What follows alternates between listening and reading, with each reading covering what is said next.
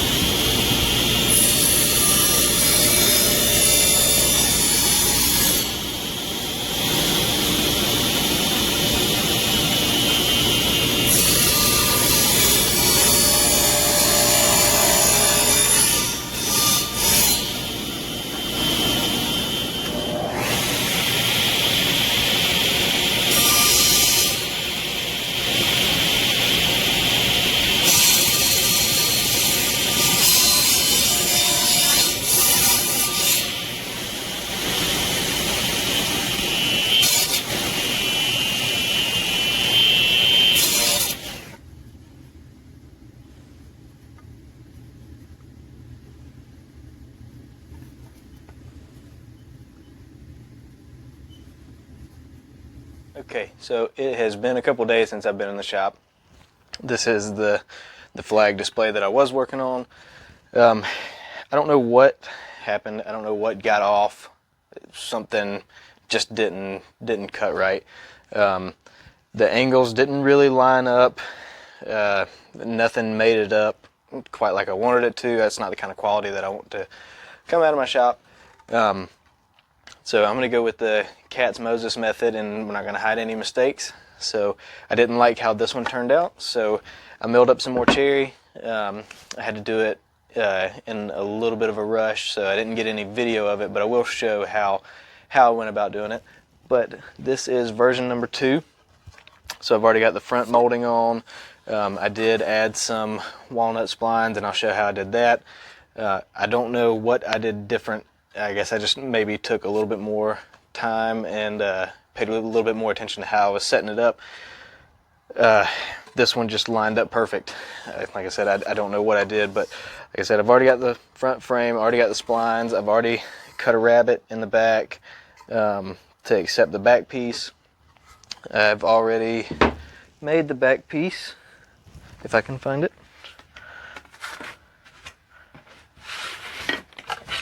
I've already made the back piece, and I've already cut the acrylic for the front. I haven't taken the plastic off of it yet, just because there's still a lot of dust, and I still need to do a final sanding and put the finish on there before I glue that in.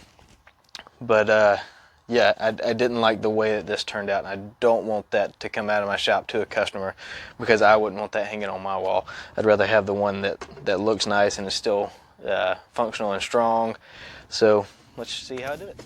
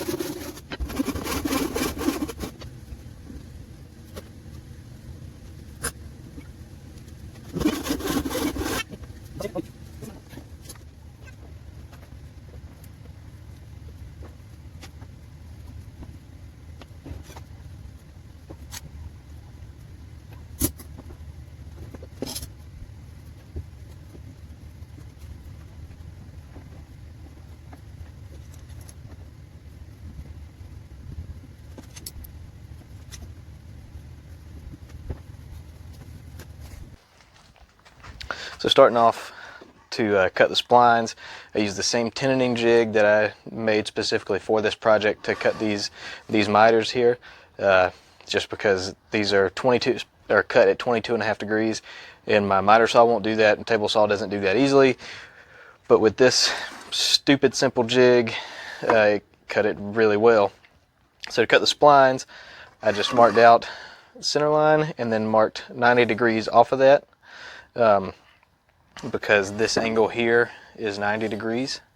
And so I just got it lined up, threw some clamps on it, and then ran it through. And I did have marked out, I don't remember the measurements exactly, but it was like at 1/2 inch 1.5 inches and then 2 inches. I don't remember exactly what it was.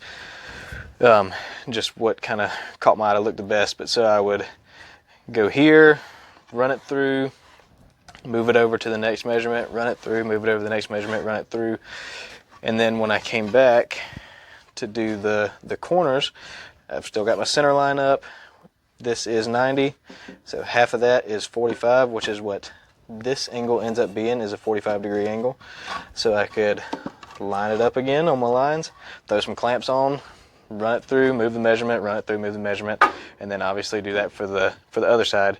And that worked really well. I got really clean cuts, really, they were really even on all the sides, so it's really pleasing to the eye. But yeah, that's how I did it. This just super simple jig. All it is a shell around my fence with 2 pieces of 1/2-inch plywood glued together, and it's perfectly 90 from my table to the fence, and that's as simple as it gets. Didn't cost me anything. Now for this back piece, I did have to resaw some of the cherry. I had a thicker piece to get the frame out of, so I resawed some, and then I did something very scary, putting these really thin pieces through the planer. It did catch up on me at one point. It actually kind of dug in right here. It's not that noticeable. You're not going to be able to see it once everything's put together. But yeah, that was a little bit scary. I really probably should have used some kind of melamine or something to feed it through, but I just didn't have any. And then as far as the rabbet on the back, all I did is put a rabbiting bit in the router table. Obviously I had some curves in these corners, so clean those up with a chisel. You could also have rabbited that groove out before glue up. Might have made it a little bit easier, but that's just not how I did it. I'd probably do it that way on the next one, but this turned out just fine, and I like the way that it looks. And now that I have everything put together, and it's not final sanded yet, so that's what we're going to do. We're going to do a final sanding, get it cleaned up, put some oil on it. We'll get the acrylic glued in, and I've got some little brass screws to hold the back in. So let's get going.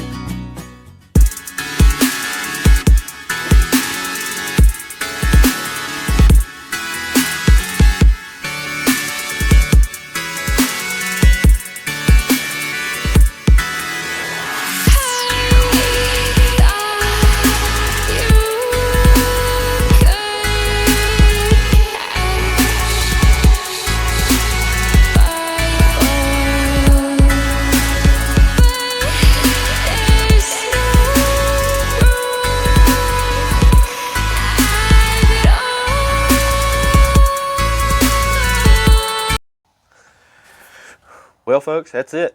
That's one flag display box made from cherry, little walnut splines. I went with acrylic for the front here just because I didn't know if I could get the glass cut right. I do have a glass cutter, I just didn't feel confident that I could make this shape accurately without shattering a bunch of glass, so I just bought some acrylic and cut the shape myself. I think that it turned out gorgeous. I can't wait to see the customer's face when he picks it up. And if you think I've earned it, give this video a thumbs up, subscribe to my channel. I've got content coming all the time. It can be anything from building projects to some chainsaw milling. There may be some advancements in my milling coming in the near future. Other than that, I hope you have a wonderful day. Go follow me on Instagram. I'll tag my handle somewhere right in here. If I can't figure out how to do it right in here, I'll put it at the end of the video. So thanks again for watching. Subscribe.